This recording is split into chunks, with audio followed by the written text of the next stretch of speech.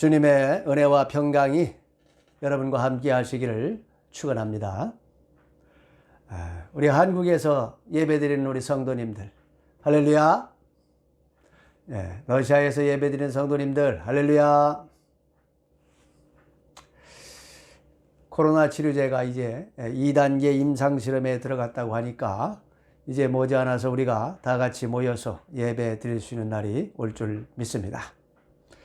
오늘도 주님께서 여러분 각자에게 크신 위로와 은혜를 주실 줄 믿습니다. 자, 오늘 함께 나눌 말씀은 베드로전서 4장 12절부터 19절까지입니다. 우리 다 같이 교독하시겠습니다. 제가 먼저 한 절 읽겠습니다. 사랑하는 자들아, 너희를 연단하려고 오는 불시험을 이상한 일 당하는 것 같이 이상히 여기지 말고 오히려 너희가 그리스도의 고난에 참여하는 것으로 즐거워하라. 이는 그의 영광을 나타내실 때에 너희로 즐거워하고 기뻐하게 하려 함이라. 너희가 그리스도의 이름으로 치욕을 당하면 복 있는 자로다. 영광의 영 곧 하나님의 영이 너희 위에 계심이라. 너희 중에 누구든지 살인이나 도둑질이나 악행이나 남의 일을 간섭하는 자로 고난을 받지 말려니와 만일 그리스도인으로 고난을 받으면 부끄러워하지 말고 도리어 그 이름으로 하나님께 영광을 돌리라. 하나님의 집에서 심판을 시작할 때가 되었나니 만일 우리에게 먼저 하면 하나님의 복음을 순종하지 아니하는 자들의 그 마지막은 어떠하며 또 의인이 겨우 구원을 받으면 경건하지 아니한 자와 죄인은 어디에 서리요.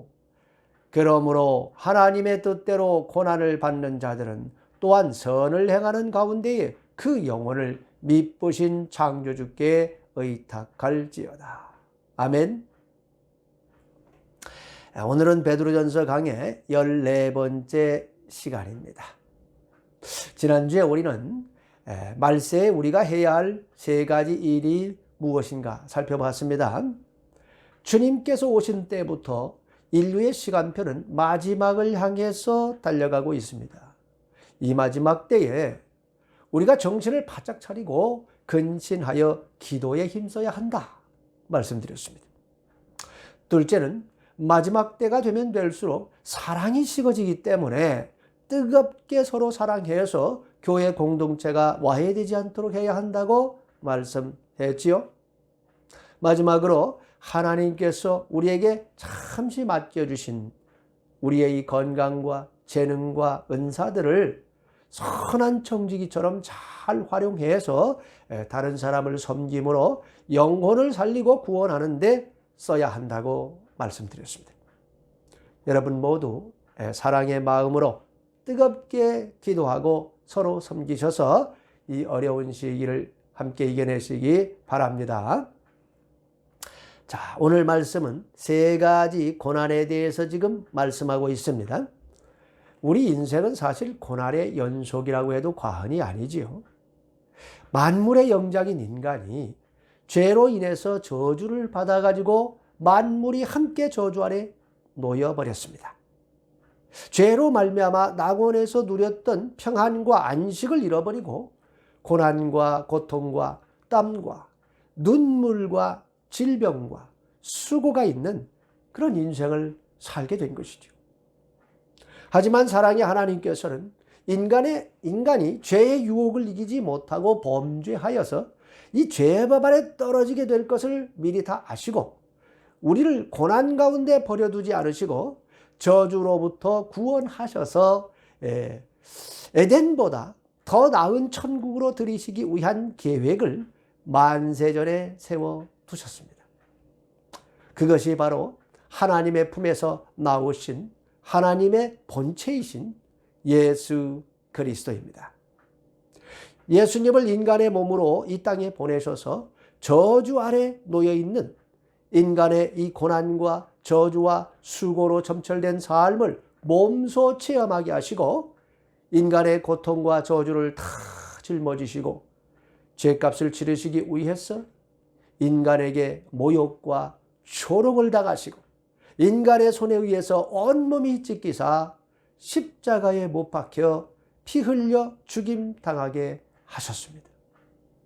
그리하여 이 땅의 고난과 저주와 고통으로부터 인간이 해방될 길을 열어주셨습니다. 할렐루야. 그리고 이제 인간을 천국으로 초대하고 계십니다. 이 땅에서 우리 인간이 겪는 세 가지 고난은 무엇일까요? 첫 번째 고난은 자신의 죄로 인한 고난입니다. 가난해서 당장 먹고 살 것이 없는 사람은 배불리 한번 먹어보고 죽었으면 소원이 없겠다, 그렇게 생각을 해요. 근데 먹고 사는 문제가 어느 정도 해결이 되면 인간은 또 내가 이 주인 눈치 안 보고 마음 편하게 살 수 있는 자기 집을 좀 마련했으면 좋겠다 생각을 해요. 그 자기 집을 마련하고 나면은 이제 내가 대중교통의 이 불편함에서 벗어날 수 있도록 내 차를 좀 갖고 싶다, 그런 생각을 합니다. 인간의 욕심은 끝이 없어요. 여러분 중에 그 엄청난 부잣집에서 내가 태어나가지고 원하는 것은 뭐든지 다 가질 수 있다면 이 얼마나 행복할까? 이런 생각을 해본 분이 아마 있을 겁니다. 신데렐라를 읽으면서 그 거지의 삶에서 공주의 삶으로 하루아침에 바뀌는 이 꿈 같은 이야기가 나의 현실이 되면 얼마나 좋을까? 뭐 이런 상상을 해봤을 거예요. 근데 여러분, 정말 우리가 원하는 것을 뭐든지 할 수 있는 그런 삶이 된다면 행복할까요? 뭐 꼭 그렇지도 않은 것 같아요.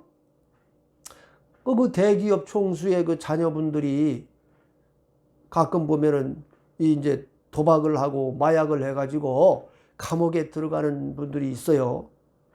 그걸 보면 참 잘 이해가 안 됩니다. 아버지가 대단한 능력이 있어가지고 자식들이 원하는 것은 뭐든지 다 해줄 수 있다고 해도 자식이 감옥에 갇혀버리면은 그 아버지 능력이 그에게 더 이상 힘을 쓸 수가 없는 거죠. 아버지의 능력이 그에게 자유를 줄 수가 없는 겁니다. 뭐 돈으로 좀 써가지고 좀 빨리 나오긴 할 수 있어도 아버지 재산이 뭐 줄어든 것도 아니고 아버지의 능력이 예전보다 약해진 것도 아니에요. 그런데 자식이 스스로 아버지의 능력을 누릴 수 있는 영역에서 이탈했기 때문에 그렇게 되는 것입니다. 우리 하나님 아버지께서 만물을 창조하시고 만물을 다스리고 계십니다. 예수 그리스도께서 이 만물의 주인이십니다. 성령 하나님께서 만물에 충만해가지고 만물을 하나님 아버지 뜻대로 움직여 나가고 계십니다. 우리는 성삼위 하나님을 믿음으로 받아들여서 하나님의 자녀가 되었습니다. 할렐루야.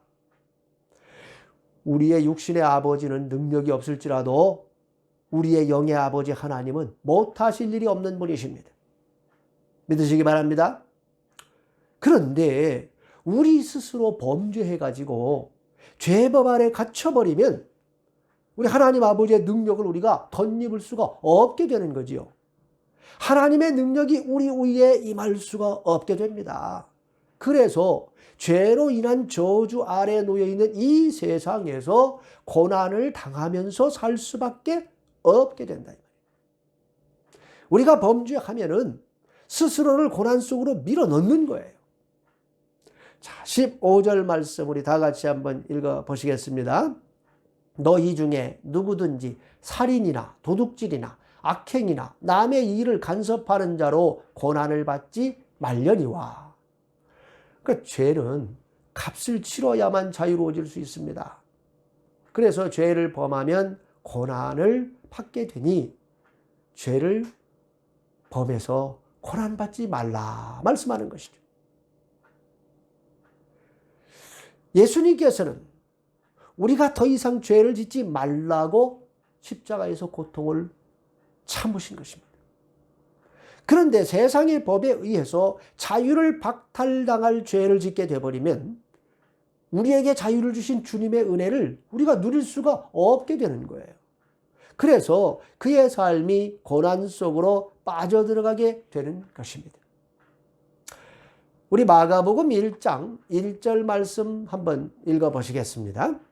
하나님의 아들 예수 그리스도의 복음의 시작이라. 아멘. 마가복음은 하나님의 아들 예수 그리스도의 복음의 시작이라, 이런 말로 시작이 됩니다. 복음의 시작은 뭘까요? 복음의 출발점이 뭘까요? 복음의 시작을 알리기 위해서 등장한 인물이 바로 세례 요한입니다. 그가 외친 복음이 무엇입니까? 회개하라, 천국이 가까이 왔느니라. 이것입니다. 그리고 너희가 회개에 합당한 열매를 맺어야 한다. 그렇게 외쳤습니다. 예수 그리스도의 복음의 출발점은 바로 회개라는 겁니다.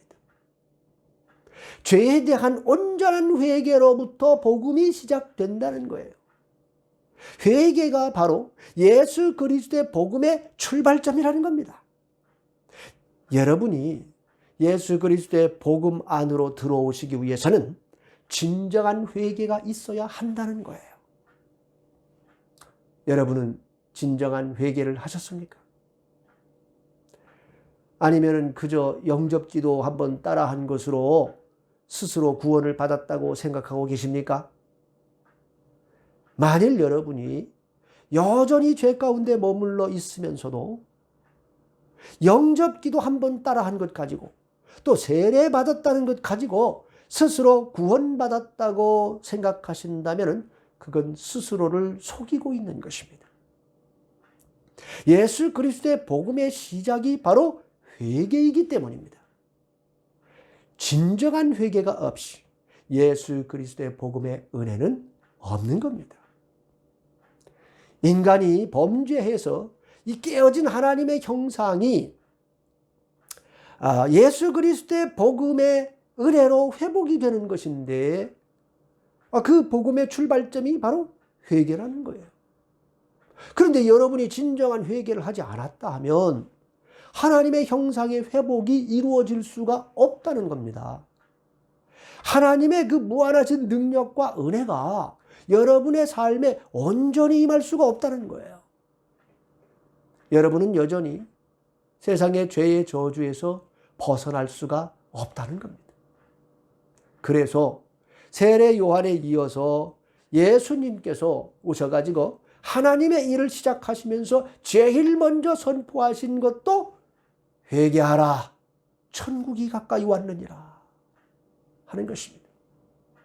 예수님의 제자들도 복음을 전할 때에 회개하고 주 예수 그리스도의 이름으로 세례를 받으라, 그렇게 외친 겁니다.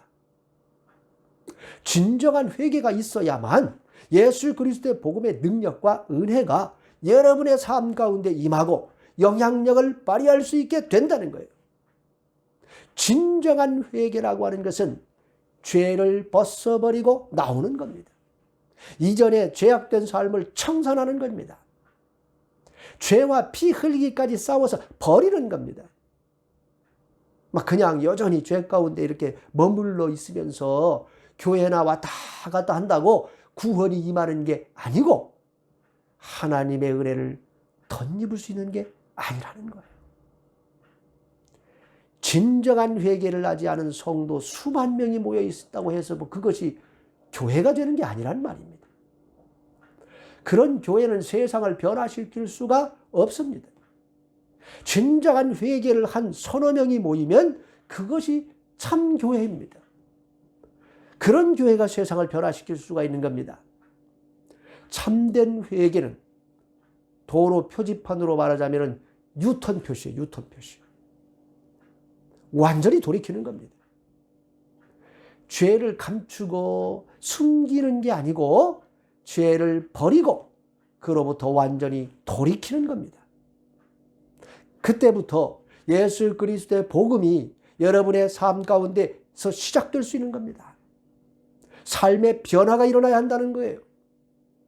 그리스도 이전의 삶과 이후의 삶이 완전히 달라져야 된다는 겁니다. 주일마다 교회는 오는데 여전히 죄된 삶의 양식을 버리지 못하고 여전히 가지고 사는 한 여러분은 예수 그리스도 안에 절대로 들어올 수가 없습니다. 여러분의 삶 속에서 예수 그리스도의 복음의 은혜와 능력이 시작될 수가 없습니다. 여러분, 회개하십시오. 지금 저의 설교를 들으시면서 성령께서 여러분이 아직 버리지 못하고 품고 있는 죄들을 떠올려 주실 것입니다. 주님께서 싫어하신다는 것을 버젓이 알면서도 아직도 끊어내지 못하고 계속 반복하고 있는 죄를 보여주실 것입니다. 바로 그것을 끊어내시기 바랍니다. 사람마다 약한 부분들이 있습니다. 탐욕의 죄, 음란의 죄, 나쁜 삶의 습관, 게임 중독과 같이 그런 죄 가운데 계시면서 살았다면 통에 자복하고 주님께 나오시기 바랍니다. 그러면 여러분의 삶에 예수 그리스도의 복음의 능력이 흘러가기 시작할 것입니다. 놀라운 회복과 변화가 일어날 것입니다. 여러분을 통해서 여러분의 주변과 세상이 바뀌게 될 것입니다. 할렐루야. 여러분이 죄 때문에 고난을 받고 있다면 회개하십시오. 회개만이 여러분을 그 고난으로부터 건져줄 수 있습니다. 철저히 회개하시고 돌이키시면 하나님께서 여러분의 손을 꼭 붙들고 그 고난으로부터 건져주시고 새롭게 회복시켜 주실 것입니다. 이전의 삶과는 비교할 수 없는 풍성한 삶으로, 참 자유가 있는 삶으로 여러분을 인도해 주실 줄 믿으시기 바랍니다. 자, 두 번째 고난은 연단을 위한 고난입니다. 자, 12절 말씀 우리 다 같이 읽어 보시겠습니다. 사랑하는 자들아, 너희를 연단하려고 오는 불시험을 이상한 일 당하는 것 같이 이상히 여기지 말고. 우리가 죄를 짓지 않았는데 고난이 오는 경우가 있다는 거지요. 죄 때문이 아니라면 고난이 왜 오는 것일까요? 바로 너희를 연단하려고 오는 불시험이라고 말씀하고 있습니다. 그러니까 우리가 살면서 내가 특별히 죄를 짓지 않았는데 불같은 시험을 만날 수 있습니다. 그것은 우리의 믿음의 연단을 위해서 오는 것입니다. 앞에서 우리는 고난의 세 가지 유익을 살펴보았죠.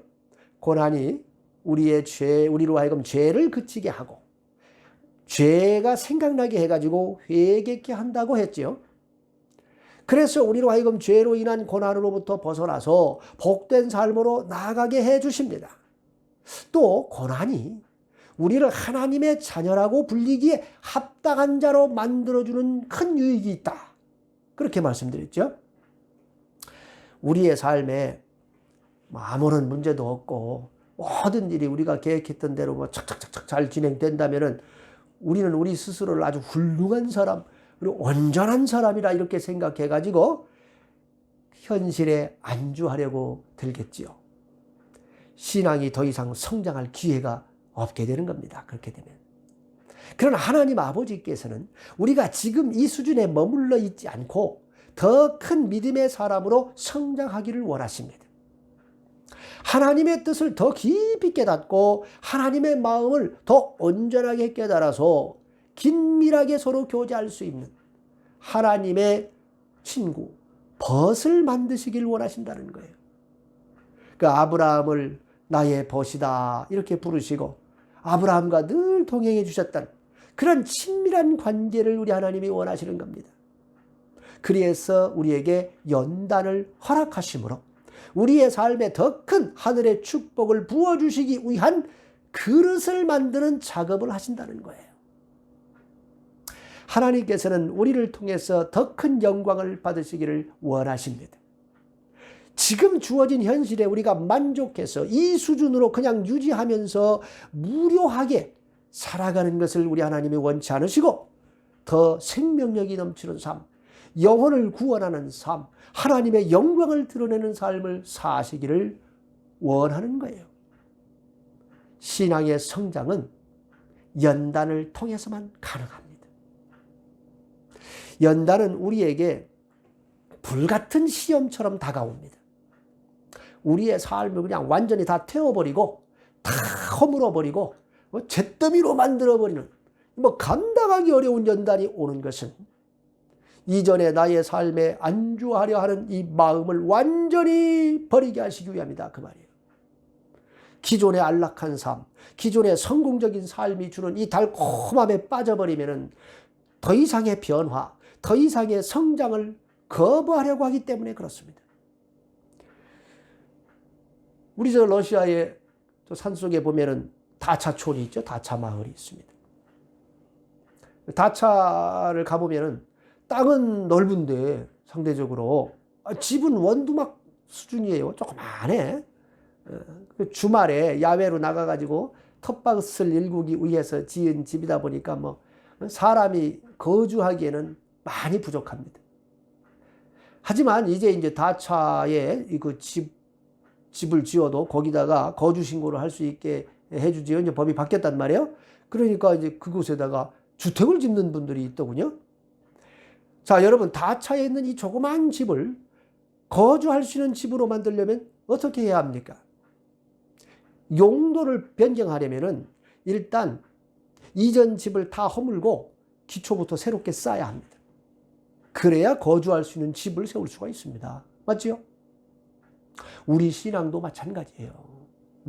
죄악 가운데서 우리가 회개하고 구원을 받아서 죄로 인한 고난으로부터 벗어난 삶.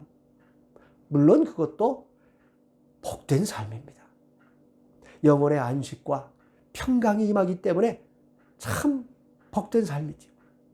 그러나 하나님께서는 그런 상태로 당신의 자녀들이 머물러 있기를 원치 않으십니다. 더욱더 성장해서 하나님의 영광을 온전히 드러내는 멋진 삶을 사는 그런 하나님의 사람으로 세우시길 원하시는 거예요. 하룻밤 잠이나 자기 위한 그런 다차 그 원두막 같은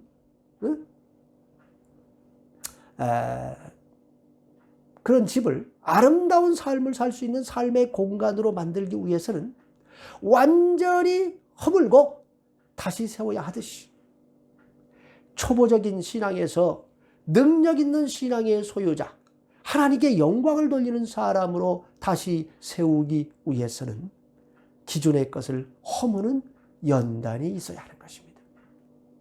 일단 불로 그냥 다 태워버리고 기초부터 다시 세우는 작업이 필요하다 그 말이에요. 12절에 보면 불같은 연단을 이상히 여기지 말라 말씀하죠. 당연한 것이다 그 말이에요. 그 과정은. 욥의 연단이 바로 그것입니다. 욥이 죄를 지었기 때문에 연단이 온 거 아니죠. 욥은 당대의 가장 의로운 자라고 인정해놓고 시작하잖아요.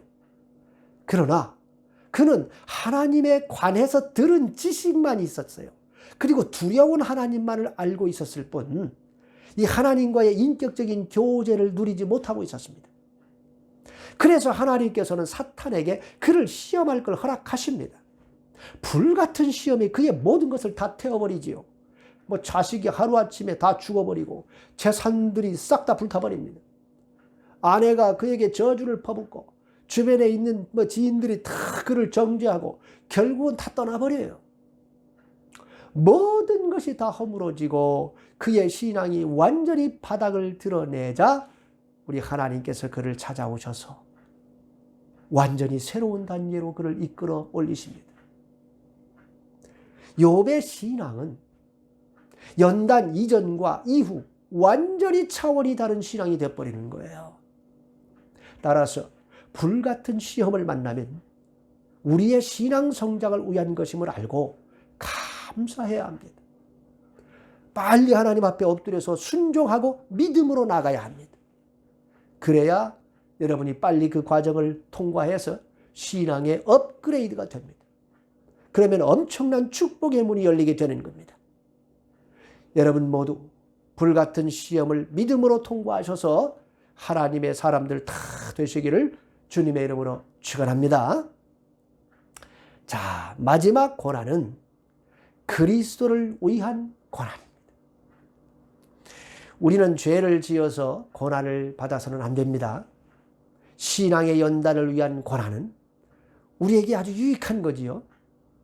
우리를 사랑하시고 온전케 하시려는 하나님의 은혜의 손길입니다. 이런 고난은 고통이라고 쓰지만은 은혜라고 읽어야 하는 거지요.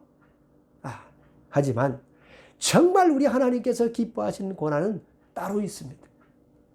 그건 어떤 고난일까요? 자, 19절 말씀 우리 다 같이 읽어보시겠습니다. 그러므로 하나님의 뜻대로 고난을 받는 자들은 또한 선을 행하는 가운데에 그 영혼을 미쁘신 창조주께 의탁할지어다. 할렐루야. 하나님께서 기뻐하시는 고난은 하나님의 뜻을 행하다가 받는 고난입니다. 선을 행하는 가운데 받는 고난입니다. 하나님의 뜻은 우리의 거룩이라고 말씀합니다. 거룩이 뭡니까? 세상과의 구별됨이라고 그랬죠. 세상이 죄악된 길을 가라고 부추기는데 그 길을 따르지 않기 때문에 받는 고난입니다. 하나님께서는 분명히 동성연애가 죄라고 말씀하셨습니다. 죄에 대해서 우리 하나님께서는 아주 단호하십니다. 그런데 이제는 동성연애도 뭐 하나님의 축복이라고 주장하는 사람들이 있어요. 그리고 또 그런 사람들이 올린 글에는 막 수천 명이 지지글을 올리는 그런 시대입니다. 아주 훌륭한 사람이라고 칭송을 합니다. 이제 차별금지법 통과되고 나면은 동성연애가 죄라 말하면 벌금을 내야 하는 시대가 도래하겠지요. 하나님의 말씀을 말씀 그대로 전하면 핍박이 오는 시대가 곧 도래할 것입니다. 교회 강단에서 목사님들이 더 이상 이런 민감한 주제를 다룰 수 없는 시대가 됐어요. 대형 교회일수록 죄를 죄라고 지적하고 회개를 촉구하기가 아주 어려운 시대입니다. 하지만 이미 말씀드렸듯이 예수 그리스도의 복음의 은혜는 회개에서 시작됩니다. 하나님 앞에서 죄가 무엇인지를 정확히 선포해 줘야 성도들이 죄를 회개하고 돌이켜 나올 것인데, 하나님은 사랑의 하나님이시고 용서의 하나님이시니까 여러분 다 이해하실 겁니다. 그러니까 죄는 그대로 행하셔도 예수님만 잘 믿으면 구원받습니다. 이렇게 가르친다고 하면은 교인들이 어떻게 죄를 죄로 인식하겠으며 어떻게 회개하고 돌이킬 수가 있습니까?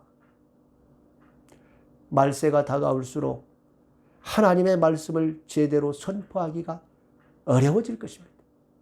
주의 종들이 자기 기득권을 포기하고 세상이 주는 유익을 포기하고 하나님 앞에 서겠다는 결단이 없다면 결단코 주님의 말씀을 제대로 선포하기가 어려운 시대가 도래할 것입니다.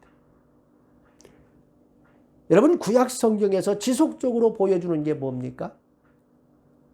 거짓 선지자들은 늘 왕들이 듣기 좋아하는 말, 백성들이 듣기 원하는 말만 쏟아냈습니다. 늘 평안하다고 외치고 하나님은 우리를 절대로 버리지 않을 것이라고 외쳤습니다. 그래서 왕도 그들을 좋아했고 곁에 두고 잘 먹고 잘 살게 해줬지요. 백성들도 그런 선지자들을 좋아하고 따라다녔습니다. 하지만 참 선지자는 권세가들의 눈치를 보지 않고 백성들을 두려워하지 않았으며 오직 여호와 하나님 한 분만을 두려워해서 하나님의 말씀을 그대로 전했습니다. 회개를 촉구했고 심판을 말했습니다. 왕들은 듣기 싫어했고 백성들도 그들을 미워했습니다. 그러나 결국 하나님께서는 참 선지자들의 입을 통해 선포한 말씀대로 그들을 심판하셨습니다. 야고보서 5장 10절 말씀 우리 다 같이 한번 읽어봅시다. 형제들아, 주의 이름으로 말한 선지자들을 고난과 오래 참음의 본으로 삼으라. 아멘. 참 선지자들은 세상의 인기를 누리지 못하고 핍박을 받고 죽임을 당했습니다. 하지만 그들은 오래 참음으로 주님을 바라보았습니다. 우리도 그리스도를 위해서 고난을 받을 각오를 해야만 참된 그리스도인으로 이 땅을 살 수가 있습니다.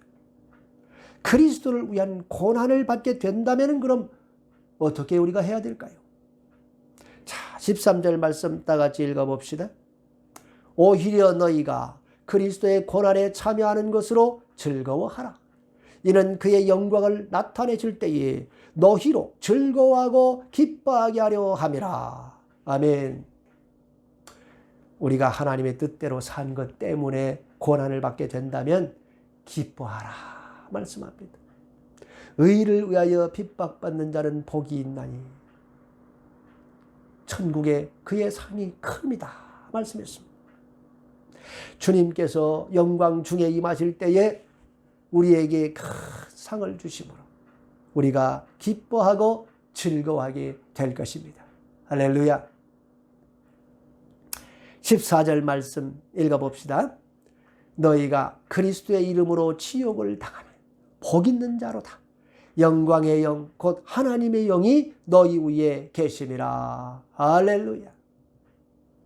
우리가 그리스도를 위해서 고난을 받으면 그 고난을 이겨낼 수 있도록 하나님의 영 성령님께서 강력하게 임하셔서 은혜를 주신다는 거예요. 하나님의 영과 함께 동행할 수 있는 복을 누리게 되는 것입니다. 할렐루야. 16절 말씀 읽어봅시다. 만일 그리스도인으로 고난을 받으면 부끄러워하지 말고 도리어 그 이름으로 하나님께 영광을 돌리라. 아멘. 하나님의 뜻대로 살다가 고난을 받게 되면은 부끄러워하지 말라 말씀합니다. 오히려 그것이 하나님께 영광을 돌리는 길이라는 것입니다. 사람들은 우리를 이해하지 못해서 비웃고 손가락질하고 실패한 인생이라고 말하겠지만은 부끄러워하지 말라는 겁니다. 하나님께서 영광을 받으실 것입니다. 왜 그렇습니까? 우리 다 같이 17, 18절 말씀 읽어보시겠습니다. 하나님의 집에서 심판을 시작할 때가 되었나니 만일 우리에게 먼저 하면 하나님의 복음을 순종하지 아니하는 자들의 그 마지막은 어떠하며 또 의인이 겨우 구원을 받으면 경건하지 아니한 자와 죄인은 어디에 서리요? 하나님께서 선악간에 심판하실 것이라는 말씀입니다. 이 땅의 삶은 영원한 것이 아닙니다. 그냥 잠깐 있다가 사라지는 안개와 같은 것이다 말씀했죠. 인간의 이 영화도 들의 풀과 같이 잠시 피었다 지는 것에 불과합니다. 영원한 것은 오직 하나님 말씀뿐입니다. 여러분, 죄를 지어서 고난을 받는 일이 없도록 회개하시고 돌이키시기 바랍니다. 그리고 신앙의 성장을 위한 연단을 감사함으로 받으셔서 신앙의 성장을 이루시기 바랍니다. 더 나아가서 주님을 위한 고난, 하나님의 뜻대로 살기 위한 고난을 받으셔서 천국에서 큰 자가 되시기를 주님의 이름으로 축원합니다. 다 같이 기도하시겠습니다. 하나님 아버지, 점점 악이 관영해지고 있습니다. 우리가 아직 버리지 못한 죄가 있다면 철저히 회개하여서 버리게 하여 주시옵소서. 우리가 회개해야 예수 그리스도의 복음의 은혜를 누릴 수 있다고 하셨으니 진정한 회개와 더불어 변화된 삶을 주시옵소서. 그리하여 죄로 인한 고난을 벗어난 복된 삶을 누리게 하여 주시옵소서. 또한 우리의 믿음의 성장을 위해 연단을 허락하시는 주님을 찬양합니다. 힘들고 어려운 가운데서도 우리 손을 놓지 않으시고 꼭 붙들어 주실 줄 믿습니다. 우리도 주님을 위해서 고난당하는 자의 삶으로 나아가게 축복하여 주시옵소서. 하나님께 영광 돌리는 삶으로 나아가도록 붙들어 주시옵소서. 코로나로 인해서 모두가 어려움을 겪고 있는 가운데 우리들을 새롭게 빚어가시는 주님께서 오히려 이 기간이 우리에게 은혜의 시간이 되게 해 주실 줄 믿습니다. 하루속히 백신이 나와서 이 재앙으로부터 온 지구가 벗어나게 하여 주시옵소서. 경제적인 어려움 가운데 있는 성도들을 붙들어 주시옵소서. 예수 그리스도의 이름으로 기도합니다. 아멘.